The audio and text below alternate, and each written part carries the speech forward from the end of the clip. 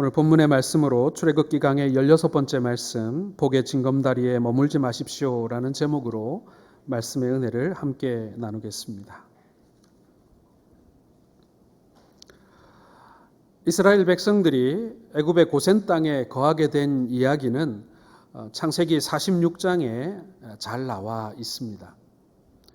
가나안 땅에서 가뭄으로 고생하던 이 야곱의 일가가 애굽에서 총리가 된 요셉을 만나서 극진한 대우를 받으며 애굽에 정착하게 된 그런 이야기입니다.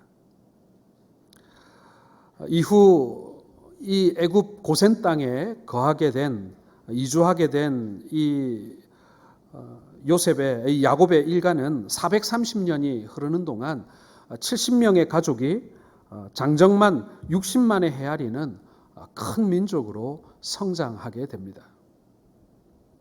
그곳에는 다른 족속으로 함께 종되었던 자들도 분명 포함이 되어 있습니다마는, 그러나 이스라엘 백성들이 그 고센 땅에서 크게 번창하게 된 것은 분명한 일인 것 같습니다. 자, 우리가 잘 아는 것처럼 이 요셉은 애굽의 은인이었습니다. 7년의 흉년과 풍년을 지나는 동안 이 요셉의 탁월한 치리로 말미암아 애굽은 강대국이 되어집니다. 주변의 모든 나라들이 식량이 다 떨어지는 그때에 이 애굽만은 풍족한 식량을 가지고 그것이 외교에 사용되어지고, 그리고 이 국토를 넓히고 제국을 넓히는데 충분히 효과적으로 사용되게 되어집니다. 그리고 국내적으로는 처음에는 애굽 백성들이 소와 양을 끌고 와서, 그러니까 가축을 가져와서 양식을 바꿔 먹다가 나중에는 그 가축마저 다 떨어지자 토지를 가지고 와서 이 바로에게 이 식량을 제공받게 됩니다.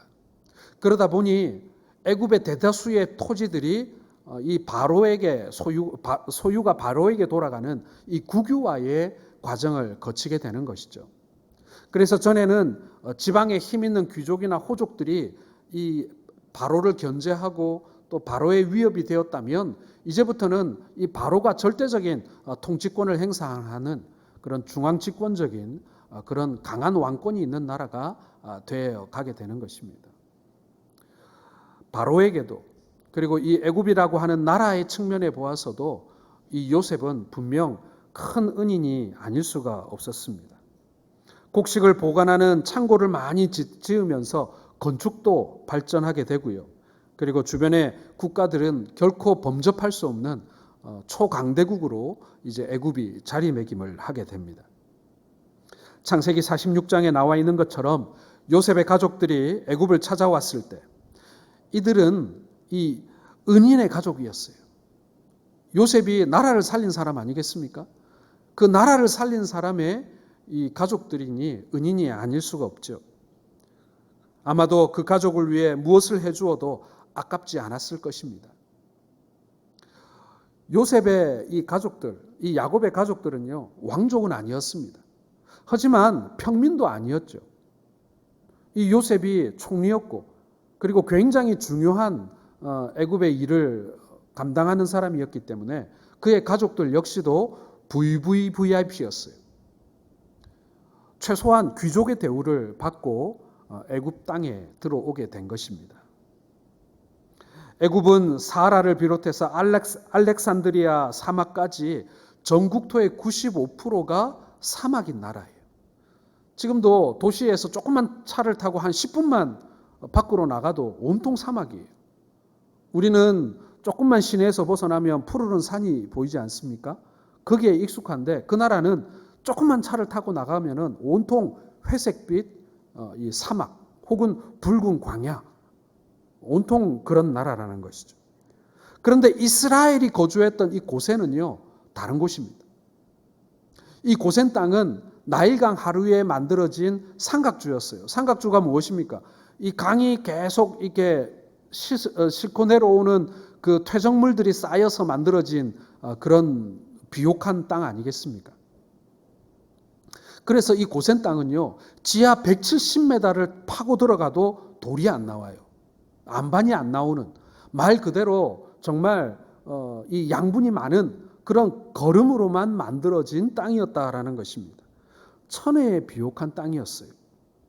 그래서 이 고센이라는 이름은요, 땅 중에 좋은 곳 혹은 축복받은 땅이라는 의미가 담겨져 있는 것입니다. 정말 이름 그대로예요.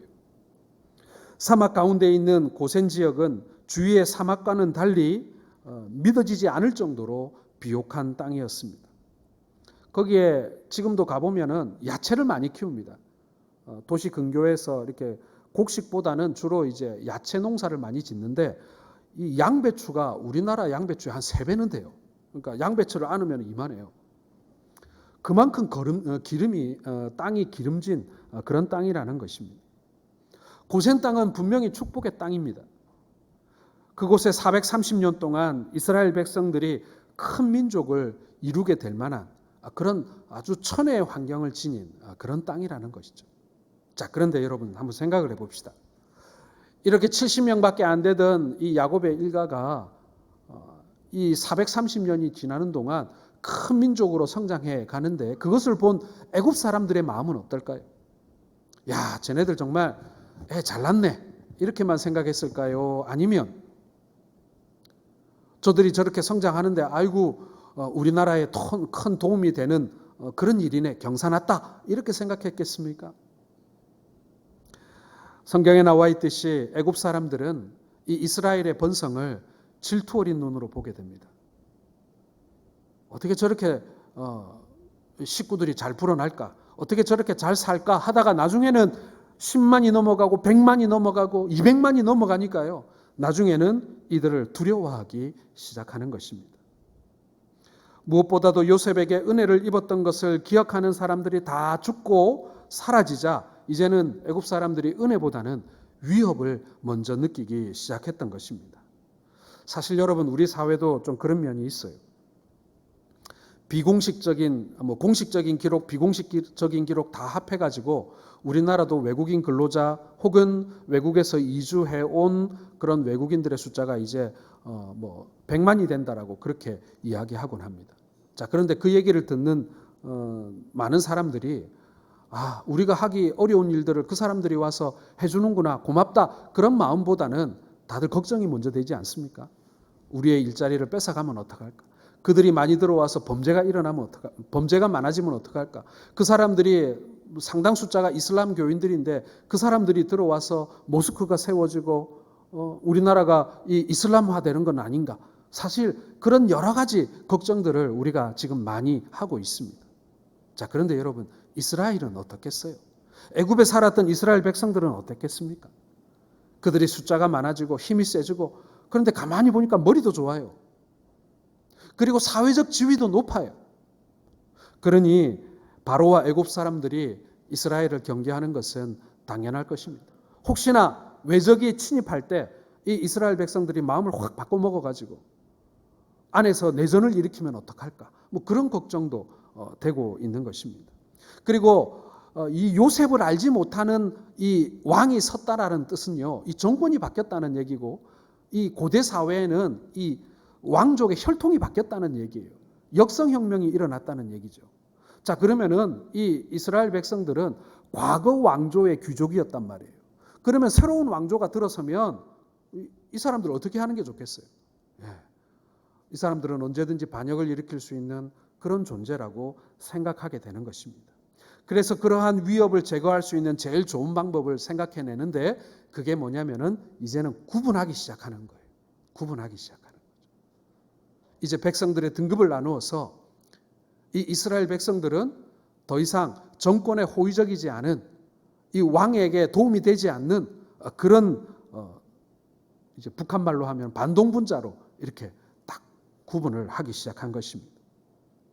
이제 이스라엘은 고센에서 자유인이 아니라 어느 순간 노예가 되고, 그리고 통제를 받는 사람들이 되고 만 것입니다. 자, 그런데 여러분, 그럼에도 불구하고 이 어려운 과정 가운데, 이 역사의 소용돌이 속에서 하나님의 은혜는 계속되고 있더라는 것입니다. 이스라엘이 고센에서 점점 번창하는 그런 민족이 되어지자 애굽의 바로는 여러 가지 방법을 생각해냅니다.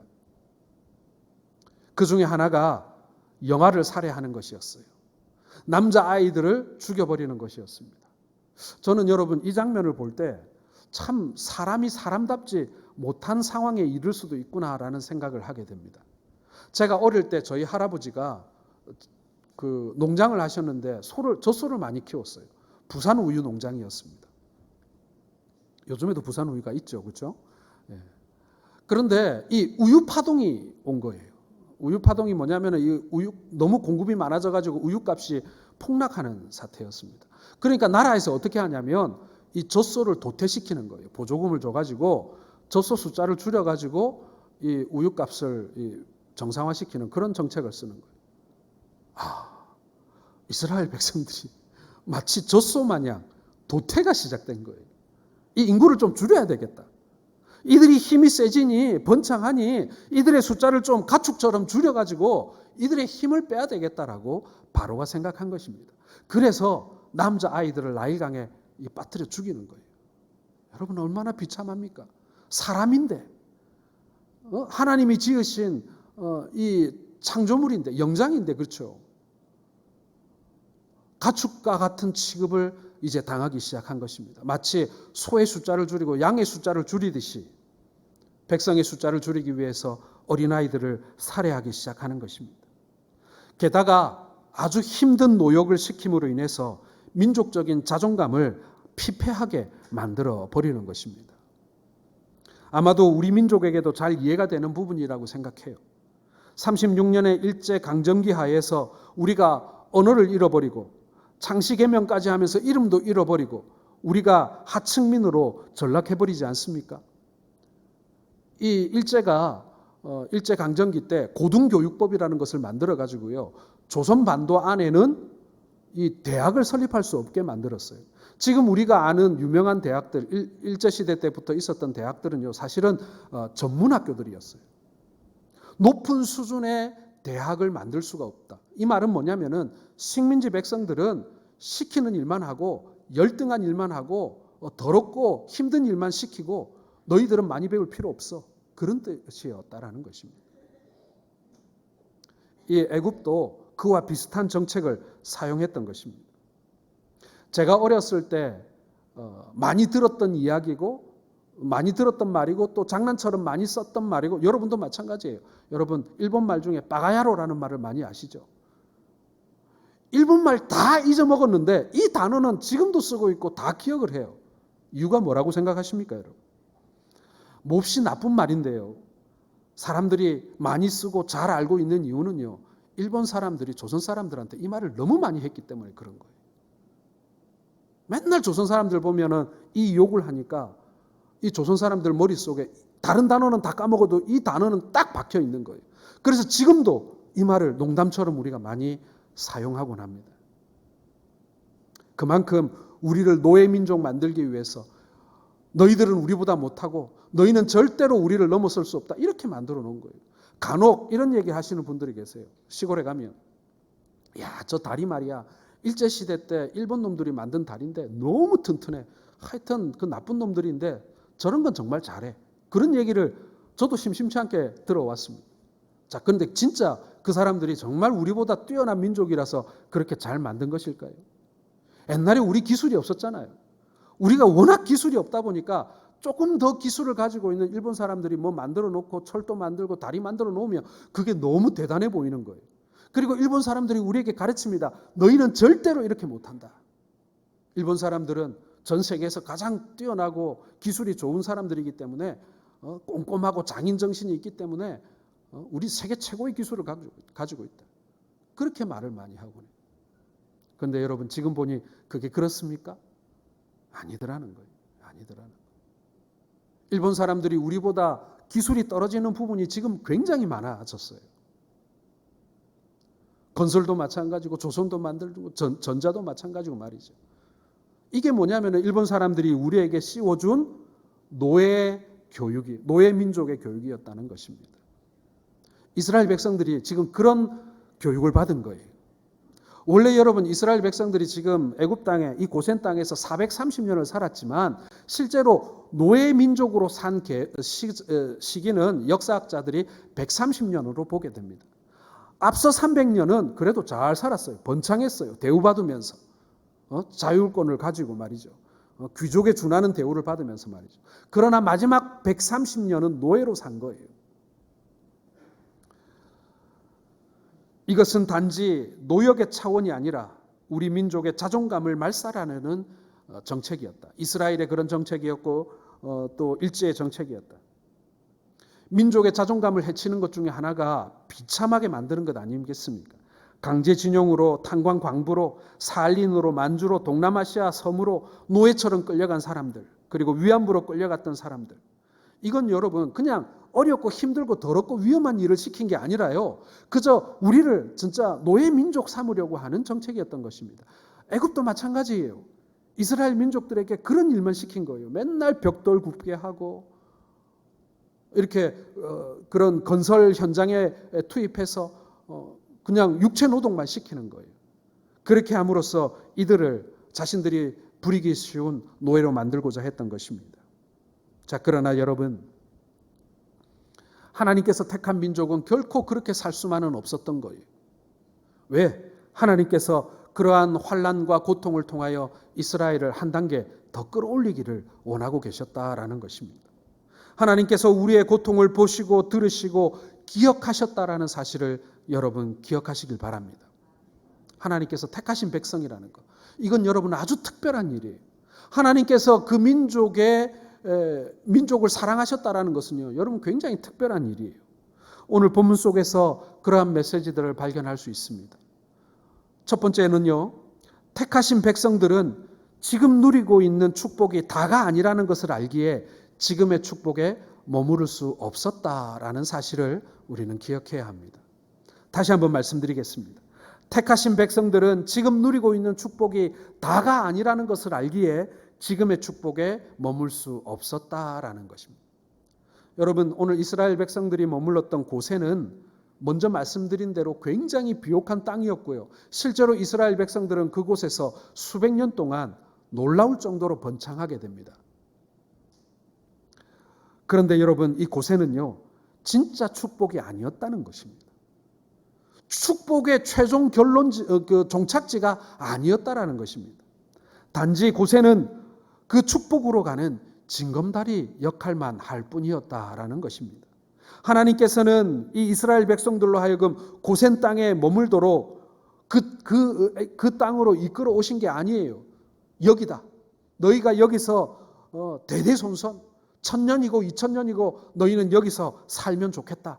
그렇게 하나님께서 이스라엘 백성들을 고센 땅으로 옮겨 놓은 것이 아니었던 것입니다. 그곳에서 하나님의 백성들을 그저 만들기 위한 한 과정의 장소로서 하나님께서는 고센을 택하셨던 것이죠. 여러분, 아기가 태어났을 때 미숙하거나 혹은 병이 들면 병원에서 아이를 어디에서 키웁니까? 인큐베이터에 넣어서 키우죠. 이 고센 땅은요, 인큐베이터였습니다. 이 미숙한 아이가 자랄 수 있도록, 이 병 걸린 아이가 그 병을 이겨낼 수 있도록 어머니의 태와 같은 가장 좋은 환경을, 완벽한 환경을 만들어서 이 아이를 보호하기 위한 그런 환경이었다. 자라게 하기 위한 환경이었다는 것입니다. 자, 그런데 아이가 이제 병을 이겨내고 이제 미숙했던 아이가 체중이 불고 자랐어요. 이제 그러면 어떻게 해야 됩니까? 인큐베이터에서 꺼내야 되는 거예요. 춥고 그리고 완벽한 환경도 아니고 그리고 감염될 수 있는 이 바이러스도 있는 환경이지만 집에 데려가서 키워야 되는 거예요. 환경이 완벽하다고 해서 그 인큐베이터에서 애를 키울 수는 없는 것입니다. 고센 땅이 딱 그 인큐베이터예요. 하나님께서는 완벽한 인큐베이터를 준비해 놓고 계셨지만 그러나 그곳이 이스라엘 백성들이 머물러야 할 땅은 아니었다라는 것입니다. 여러분, 우리에게 왜 고난이 유익할까요? 왜 이스라엘에게 고난은 유익했습니까? 만일 이스라엘 백성들이 그 고센 땅에서 고난을 겪지 않았다면 그들은 절대로 징검다리를 건너려고 하지 않았을 것입니다. 여기서 귀족 대우 받으면서 이 기름진 땅에서 뭐만 그냥 씹기만 하면 쑥쑥 자라는 이 땅에서 그냥 살면 되지 굳이 고생하면서 광야를 건너서 알지도 못하는 땅으로 가라. 마다할 그것을 따를 이유가 없었던 것입니다. 그들은 그곳에서 머물다 죽기를 원했을 거예요. 이스라엘에게 주어진 편안함은 하나님을 잃어버리고 애굽의 신을 섬기고 바로의 종으로 살다가 그저 그 애굽 백성들처럼 그렇게 죽었을 것입니다. 무려 300년을 그렇게 살았는데 그렇게 쉽게 옮길 수 있겠어요? 그러니 하나님께서는 130년의 이 노예 생활을 통해서 이스라엘 백성들로 하여금 그 고센 땅에 정내미가 떨어지게 만들어 버리신 거예요. 미련 없도록 만들어 버리신 거예요. 왜 이스라엘 백성들인들 그 고센 땅이 좋은지 몰랐겠어요? 자기들이 대대손손 살아온 땅인데, 우리 땅인데. 그런데 하나님께서 그들로 하여금 노예 만들어서 흔들어 버리니까 결국 그 좋은 땅도 아무 소용이 없구나. 여기서 노예로 사느니 광야로 나가야 되겠다. 그렇게 하나님께서 이스라엘 백성들을 흔들어 옮기신 것입니다. 사랑하는 성도 여러분, 지금의 우리의 편안함이 여러분 우리에게 고센 땅은 아닐까라는 생각을 해봅니다. 지금 우리가 여기서 안락하게 살고 안정되게 살고 부유하게 살지만 그러나 여러분 여기가 우리의 고센은 아니겠습니까?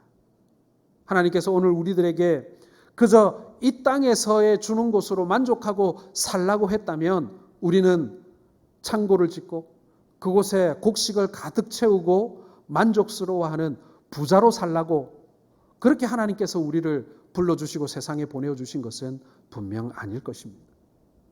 사랑하는 성도 여러분, 우리가 가난하게 살라는 얘기도 아닙니다. 뭘 가지지 말고 무소유로 살라는 얘기도 아닙니다. 우리가 다 누릴 수 있고 소유할 수 있습니다. 그러나 하나님께서 우리에게 결단하라고 하실 때, 하나님께서 우리에게 사명 주실 때, 하나님께서 우리에게 하나님의 일을 하라고 말씀하시는 그때에 내가 가지고 있던 그 모든 것들이 그저 고생일 뿐이다라고 결단할 수 있어야 된다고 오늘 하나님께서는 우리에게 말씀하고 계시는 것입니다. 이스라엘 백성들이 그 고센 땅을 미련 없이 떠났던 것처럼 하나님, 내가 가지고 있는 것, 내가 지금 누리고 있는 것, 하나님께서 부르시는 그때에 내가 아무것도 아니라고 여기게 되는 것, 내가 거기에 발목 잡혀가지고 이도 저도 못하고 어중간하게 있는 갈팡질팡하고 있는 것이 아니라 하나님께서 이제 해야 해 하는 그때에 과감하게 내가 그 자리를 툭툭 털고 일어날 수 있는 여러분 그런 결단을 오늘 하나님께서는 우리에게 요구하고 계시는 것입니다. 우리가 그러지 못할 때가 있거든요. 그러니 하나님께서는 우리에게 고난을 주시는 거예요. 그래서 흔들어 놓는 거예요. 너 지금 편하고 행복하고 부유하고 좋은 것 아는데 그런데 이 자리가 아니야. 여러분 우리 믿음의 길의 여정을 우리가 뭐라고 얘기합니까? 십자가의 길이라고 얘기하죠. 골고다를 향하는 길이라고 얘기하죠. 예수를 따라가는 그런 예수 제자의 길이라고 얘기하죠. 좁고 협착한 길이라고 얘기하죠. 그 얘기가 무슨 얘기입니까, 여러분? 우리가 왜 나그네 인생입니까? 우리가 꿈꾸어야 할 하나님의 복지는 바로 이 땅이 아니라 하나님께서 예비해 두신 하나님의 나라, 하나님께서 우리를 예비해 두신, 우리를 위하여 예비해 주신 본향이 우리에게 있다는 얘기 아니겠어요? 그러면 오늘 우리가 살고 있는 이 땅은 그저 징검다리일 뿐입니다. 그저 이 땅은 우리에게 고센 땅일 뿐입니다. 여러분, 우리의 인생을 우리가 이렇게 봐야 하는 거예요. 고센 땅에 죽치고 앉아 있으면요, 결국 바로의 종일 수밖에 없는 거예요. 바로는 무엇입니까? 세상과 악의 화신 아닙니까? 우리가 그들의 종으로밖에 살 수 없다면 고센이 주는 비옥함이 우리에게 무슨 유익이겠습니까? 세상이 살기 어렵고 척박하니 천국만 바라보고 사는 게 아니에요. 비록 이 땅이 우리에게 부유함을 주고 이 땅이 우리에게 많은 혜택을 준다 할지라도 하나님께서 우리에게 허락하신 그 나라가 더 아름답고 그리고 더 복되다는 사실을 여러분 우리가 고백하고 살아야 비로소 우리를 성도라고 말할 수 있는 줄로 믿으시길 바랍니다. 그래서 여러분 하나님께서는 이 고통으로 그리고 고난으로 우리들을 고센 땅을 떠나게 하시고 우리를 흔들어 놓으시지만 그러나 또 하나 기억해야 할 것은 그거예요. 택하신 백성들의 눈물과 부르짖음은 하나님께서 외면하지 않으신다라는 것입니다. 하나님께서 지금 고센을 떠나게 하기 위해서 애굽을 떠나게 하기 위해서 이스라엘 백성들을 흔들어 주셨어요. 130년의 그런 종살이를 시키셨단 말이에요. 그러나 하나님께서 결코 그들의 고통에 대하여 눈 감으시지는 않으셨다. 너희들 지금까지 그만큼 부유하고 넉넉하게 살았으니 뭐 고생도 좀 할 수도 있지. 그렇게 생각하지 않으셨어요. 우리의 눈물, 우리의 어려움, 아픔을 하나님께서는 알고 계셨다. 기억하셨다. 그걸 갚아주기를 원하셨다라는 사실입니다. 이스라엘 백성들이 고통을 겪는 이유들은요, 그들이 못나서가 아니에요. 하나님이 이스라엘을 축복하셨기 때문이라는 사실을 믿으시길 바랍니다. 여러분, 우리가 일제강점기 36년 동안 겪었지만 여러분, 우리가 못난 민족이라서 절대로 그렇게 고난당한 것 아니잖아요. 하나님께서 사실 그러한 식민 지배를 통해서 우리가 더욱더 하나님 백성 되게 만들어 가시는 연단의 과정일 수도 있었다라고 저는 생각합니다. 우리가 하나님 더 열심히 믿었잖아요. 하나님 더 열심히 의지했잖아요. 이 세상에 사는 그리스도인들이, 하나님의 사람들이 세상 사람들에게 핍박받는 것, 그것은 너무나도 당연한 일입니다. 바로가 이스라엘을 두려워하고 미워했던 것 똑같은 거예요. 세상 사람들이 우리를 보고 두려워하는 것은 너무나 당연합니다. 세상은 절대로 축복받는 사람들을 보고 함께 기뻐하지 않습니다. 단지 그들의 위협의 대상으로 생각할 뿐이고요. 시기하고 질투할 뿐이에요. 저는 오늘날 한국교회가 세상으로부터 조롱받는 이유가 두 가지가 있다고 생각합니다. 하나는 뭐냐면요, 우리가 하나님으로부터 복을 많이 받았지만 그 복을 제대로 사용하지 못한 것으로 말미암아 비난받는 거예요. 그걸 우리가 흘려주고 베풀고 그 복으로 우리가 세상을 섬겨야 되는데 그렇게 못하고 그냥 우리만 싸질머지고 앉아 있으니까 세상 사람들이 우리를 비난하는 거예요. 그리고 또 하나는 뭐냐면요, 우리 선조들의 믿음으로 우리가 누리는 이 복을 두려워하는 사람들이 많아졌다라는 것입니다. 교회가 번창하는 것은, 그리스도인들이 이렇게 복음이 우리 사회에 융성하게 성장하는 것을 이렇게 보기 싫어하는 사람들이 많은 거예요. 십자가가 많아지는 것도 싫고, 예수 믿는 사람들이 많아지는 것도 싫고, 선교사 많이 나가는 것도 싫고. 여러분, 사실 우리가 당한 지난 10년, 20년 동안의 일들을 가만히 생각해 보면요, 사실 그냥 기독교가 싫어서 당하는 그런 비난들도 꽤 많았습니다. 그게 무엇이겠습니까? 세상 사람들이 복음을 싫어하기 때문에, 미워하기 때문에, 또 한편으로는 두려워하기 때문이라는 것입니다. 고센 땅에서 고통하는 이스라엘 백성들의 부르짖음은 너무나도 당연한 것이었습니다. 그러나 중요한 것은 하나님께서 그들의 부르짖음을 들으셨다는 것이고, 아브라함에게 약속하셨던 그 약속을 하나님께서 기억하셔서 이들을 구원하기로 하나님께서 작정하셨다라는 것입니다. 여러분, 이 이야기가요, 사실은 과거에만 있었던 이야기가 아니라 지금도 반복되는 이야기예요. 하나님께서 지금 우리를 바라보시는 그 관점은요, 지금 이스라엘 백성들을 바라보셨던 하나님의 마음과 동일한 거예요. 고센은 축복의 땅이었지만 그 속에서 안주하지 못하도록 하나님께서 우리에게 하나님께서 우리에게 주신 그 고통은요, 징벌이 아니라 진정한 복을 향하는 길을 열어놓으신 것임을 믿으시길 바랍니다. 우리가 이 땅 위에 살아가는 한 축복의 땅 고센은 여전히 징검다리일 뿐이라는 것을 여러분 믿으시길 바랍니다. 아무리 좋아도 징검다리 위에다 집 짓고 사는 사람은 없어요. 그것은 그냥 지나가는 과정일 뿐입니다. 끊임없이 고센을 떠날 준비를 해야 하는 이유가 바로 거기에 있는 거예요. 지금 사는 것이 너무나 편안하고 완벽하더라도요, 여러분 언제든지 떠날 준비를 하고 계셔야 되는 것을 여러분 우리가 그렇게 살아야 하는 거예요. 언제든지 떠날 준비를 해야 합니다. 진정한 축복의 땅을 향해서 말입니다. 오늘 우리는 그 징검다리를 건너야 하는 곳에 지금 서 있습니다.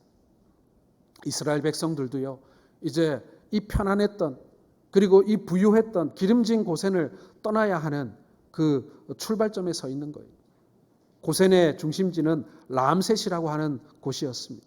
그 라암셋에 온 고센 땅에 흩어 살던 이스라엘 백성들이 이제 집결을 하는 거예요. 이 말씀에서 여러분 또 우리는 중요한 하나의 메시지를 발견하게 됩니다. 이 구원의 출발선이 모두에게 열려 있었다라는 것입니다. 오늘 본문에 보면 이제 출애굽하기까지의 어려운 과정을 지나 이제 막 떠나려고 하는 순간에 주어진 말씀입니다. 10가지 재앙을 통해 하나님의 능력을 보았고 바로가 얼마나 완악한지도 알게 되었어요. 마지막 재앙인 애굽의 장자가 죽는 무서운 경험도 했고요. 유월절 어린 양의 피로 죽음의 사자가 담을 넘어가는, 우리의 문설주를 그냥 지나쳐가는 이스라엘을 보호하시는 하나님의 자비하심도 경험하게 되었습니다. 이미 이스라엘은 죽음에서 건지시는 하나님의 은혜를 경험했고요. 그 하나님과 함께 새로운 삶을 설계하는, 그래서 이 풍요의 땅, 그러나 그들을 노예로 만들었던 고센 땅을 떠나기 위해서 이제 이스라엘 백성들이 이 람셋이라고 하는 곳에 이제 모여들기 시작하는 것입니다. 오늘 본문 38절을 보게 되면 이스라엘 백성들이 출애굽할 때 중다한 잡족들이 그들과 함께 했음을 알 수가 있습니다. 여기서 잡족이라는 사람들은 이스라엘 자손들과 마찬가지로 애굽의 압제를 받던 소수민족들을 말하는 거예요. 아프리카에서 끌려온 사람들, 그리고 저 지중해 북쪽에서 그때는, 지금은 유럽이지만 그때는 야만의 땅이었거든요. 그 야만족 땅에서 끌려온 그런 민족들, 이 여러 지역에서 끌려온 소수민족들이 종으로 살고 있었는데, 이들도 애굽에 내려진 10가지 재앙을 통해서 하나님이 참신이라는 사실을 깨닫고 이스라엘 백성들과 함께 출애굽의 대열에 동참하게 된 것입니다. 이스라엘 백성들과 혼혈된 사람들도 있었을 거고요. 여호와를 믿는 신앙으로 개종한 셈족들과 그리고 애굽인들이 다수 포함되어 있었을 것입니다. 이들을 통해 볼 때 오늘 출애굽에 참여한 사람들은요, 순수한 혈통적 이스라엘 백성들만 있었다는 것은, 그들만 있었던 것은 아니라는 사실을 알 수 있습니다. 여러분, 하나님께서 아브라함에게 약속을 주실 때 뭐라고 하셨습니까? 이 땅의 모든 족속이 너로 말미암아 복을 얻을 것이니라 라고 했죠. 너의 혈통들만 복을 받을 것이라가 아니라 땅의 모든 족속이 너로 말미암아 복을 받게 될 것이다, 이렇게 말씀했습니다. 이 복의 혜택이, 이 믿음의 복의 혜택이 누구에게까지 미친다고요? 땅의 모든 족속에까지 미쳤다라는 얘기입니다. 여러분, 우리가 축복의 통로가 된다는 것보다 더 큰 축복이 어디 있겠습니까? 하지만 우리에게 이 열린 이 축복의 흐름이 누구에게나 해당되는 것은 아닙니다. 오늘 본문에 보니까 이 복의 공동체에 들어가기 위해서 해야 할 일이 있었습니다. 43절부터 이 유월절에 대한 보완 규례가 기록되어져 있습니다. 자, 43절에서 45절까지 한번 같이 읽어보겠습니다. 여호와께서 모세와 아론에게 이르시되 유월절 규례는 이러하니라. 이방 사람은 먹지 못할 것이나 각 사람이 돈으로 산 종은 할례를 받은 후에 먹을 것이며 거류인과 타국 품꾼은 먹지 못하리라. 48절입니다.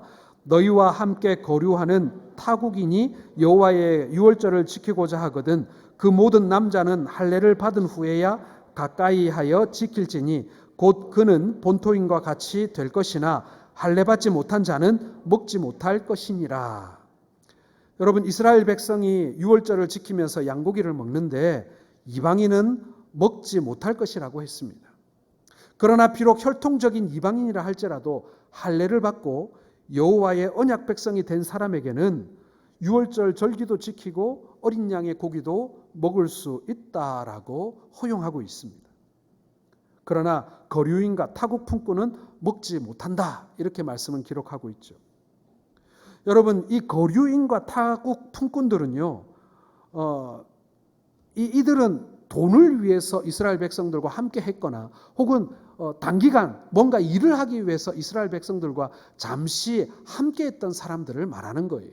내가 너희들과 함께 사업도 하고 장사도 하고 같이 먹고 살기도 하고 계약도 맺고 그렇게 하지만, 그러나 우리는 우리 종교를 믿을게, 우리는 우리 신을 믿을게 하고 이스라엘 백성들과 함께 하고 있던 사람들이, 어찌 보면은 비즈니스 관계라고도 할 수 있고요. 그리고 서로의 이익을 위해서 잠시 함께한 사람들을 말하는 것입니다.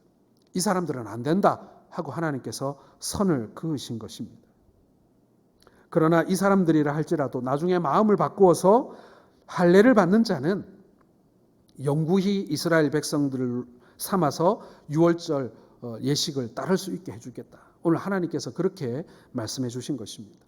하나님께서는 이미 출애굽하는 이스라엘을 통해서 이 복음이 열려 있다라는 사실을 알려주신 거예요. 사랑하는 성도 여러분, 하나님께서 주시는 복을 오늘 교회 안에 있는 우리만 누리는 것은 아니라는 사실을 기억하십시오. 하나님께서 부르짖는 자들의 소리를 들었는데 새벽기도 때 우리가 부르짖는 소리만 들으시는 것이 아니라 오늘 교회 밖에 있는 자들, 하나님을 알지 못해서 그들이 부르짖고 있는 것, 하나님을 알지 못해서 엉뚱한 곳에 가서 구하고 있는, 복을 구하고 있는 그들, 하나님을 알지 못해서 어디서 오는 고난인지도 어디서 오는 아픔인지도 모르고 눈물 흘리고 있는 그들을 위해서 오늘 하나님께서는 그들의 부르짖음도 들으신다는 것입니다. 그래서 우리를 그들에게 보내는 거예요. 우리가 그들에게 가야 하는 이유가 바로 거기에 있는 것입니다. 하나님께서 니느웨의 그 앞뒤를 알지 못하는, 여전히 우상 숭배하고 있는 그 사람들을 위해서 요나를 보내신 것처럼 오늘 하나님께서는 교회 밖에 있는 자들의 부르짖음도 들으시고, 그래서 이스라엘 백성들이 구원받을 때도 하나님께서는 그 구원의 문을 활짝 열어놓고 계셨다라는 사실을 우리는 기억해야 합니다. 그러나 그럼에도 불구하고 그들이 하나님의 백성들로 헌신되어지고 그리고 진정한 신앙을 가질 수 있도록 하나님께서는 그 선을 분명히 그어놓고 계셨다라는 것입니다. 출애굽 사건을 통해서 우리가 깨닫게 되는 것, 하나님께서 들으시는 부르짖음, 그 부르짖음은 이스라엘을 넘어 모든 민족들을 향하고 계셨다라는 그 사실을 우리는 기억해야 하는 것입니다. 여러분, 우리는 사람들을 우리의 도움을 받을 만한 자격이 있는 사람과 그렇지 못한 사람으로 그 자격을 나누곤 합니다. 만일 하나님께서 그렇게 세상을 나누셨다면 우리 중에 그 누구도 하나님의 도움을 받을 자격이 있는 사람은 없었을 것입니다. 자격이 있는 사람 세상에 하나도 없어요. 오늘 이 자리에 앉아 있을 자격을 가진 사람 한 사람도 없습니다. 그러나 자격 없는 우리가 하나님의 온유하심을 경험했습니다. 하나님의 큰 사랑을 경험했습니다. 오늘 람셋에서 출발하는 이 구원의 역사는 이스라엘이 자격이 있기 때문에 구원받은 것이 아니었습니다. 하나님께서 그들의 부르짖음을 들으셨기 때문이고 그들을 불쌍히 여기셨기 때문인 것입니다. 사랑하는 성도 여러분, 우리가 교회되고 우리가 성도되고 그리고 우리가 하나님의 구원의 은혜를 누리게 된 것, 그것은 하나님께서 우리를 전적으로 불쌍히 여기셨기 때문이심을 믿으시길 바랍니다. 우리가 천성이 착해서, 우리가 종교심이 많아서, 우리가 하는 일마다 선한 일을 해서 아닙니다, 여러분. 우리 그렇지 않습니다. 오늘 말씀을 살펴보기를 이제 맺기를 원합니다. 오늘 말씀을 보게 되면 캄캄한 어두운 가운데 소망을 잃은 사람들에게 오늘 밤에 역사하시는 하나님을 만나게 됩니다. 여호와의 밤이라라고 했죠. 온통 애굽은 그 6월절의 밤을 보내면서 초상집으로 변했습니다. 고통의 밤이었습니다. 죽음의 밤이었습니다. 저주스러운 밤이었습니다. 그러나 이스라엘 백성들에게 그 밤은 여호와의 밤이었습니다. 구원의 밤이었습니다. 이제 아침이 밝고 새벽이 밝고 빛이 비치면 이제 그들은 더 이상 노예 민족이 아니었어요. 하나님의 은혜를 충만히 받은 하나님의 군대이며 하나님의 나라 된 것입니다. 사랑하는 성도 여러분, 비록 지금이 어두운 밤일지는 모르나 그러나 십자가 아래에 있는 우리 모두는 하나님의 군대이며 하나님의 백성임을 믿으시길 바랍니다. 사랑하는 성도 여러분, 고센 땅은요 우리가 영원히 머물 곳이 아닙니다. 단지 징검다리일 뿐입니다. 이제 일어나 떠나야 합니다.